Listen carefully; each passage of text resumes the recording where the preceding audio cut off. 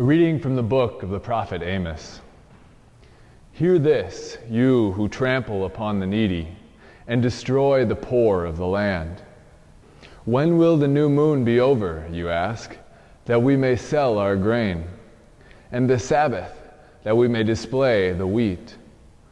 We will diminish the ephah, add to the shekel, and fix our scales for cheating. We will buy the lowly for silver, and the poor for a pair of sandals. Even the refuse of the wheat we will sell. The Lord has sworn by the pride of Jacob, never will I forget a thing they have done. The word of the Lord. Thanks be to God.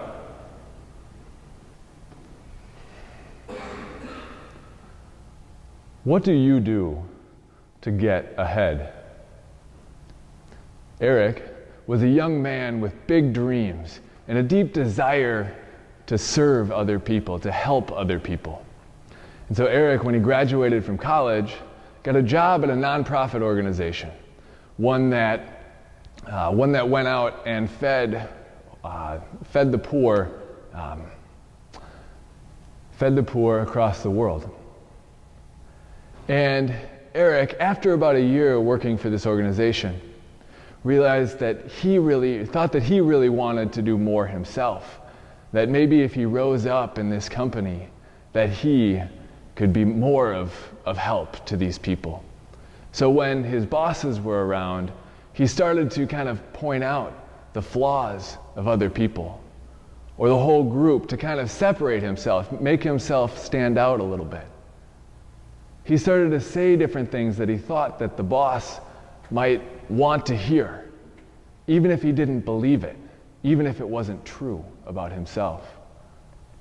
And he started to spread some rumors, or even some little truths that tore down different people around him. And in his desire to serve other people, in his desire to go out and serve the poor, he actually was trampling upon and hurting the people closest to him. We see here from the prophet Amos telling the Israelites, you who are trying to get ahead, trying to make this money, what you're actually doing when you're giving less grain and you're charging more for it. You're selling everything you can. Everything you're doing is about selling grain, and you're trampling upon those closest to you. What do you do to get ahead? Do you point out the flaws of others, or the flaws of a whole group to separate yourself, to make yourself look better or feel better? Do you say things to other people that you don't believe about yourself, or maybe aren't true, so that you will look better? Do you spread rumors, or even maybe true things, or perpetuate a myth or a joke that will tear down the character of another, simply to look or feel better? Or do you hide and bury all of your weaknesses so that nobody else might see that you're actually a flawed human being? I know from my experience, it's really easy to fall into these things. What do you do to get ahead?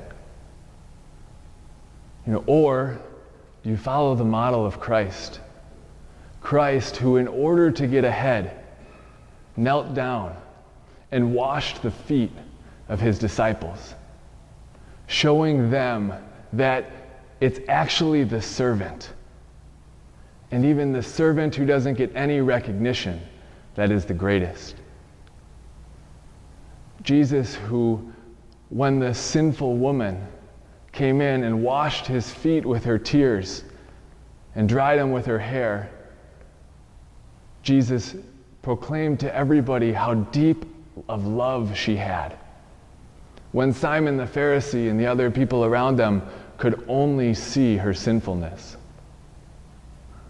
Jesus, who anytime he wanted to correct someone, corrected out of love and out of a deep desire for greater friendship, greater intimacy with them. Jesus, who told Paul that you don't need to bury your weaknesses, that actually weakness is the place where grace can enter into your lives, where God can come and work through you.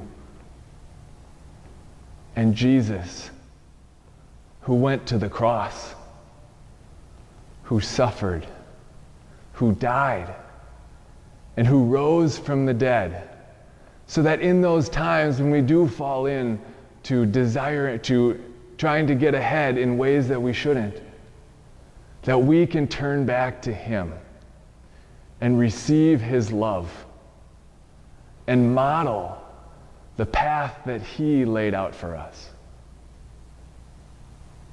What will you do to get ahead? Dear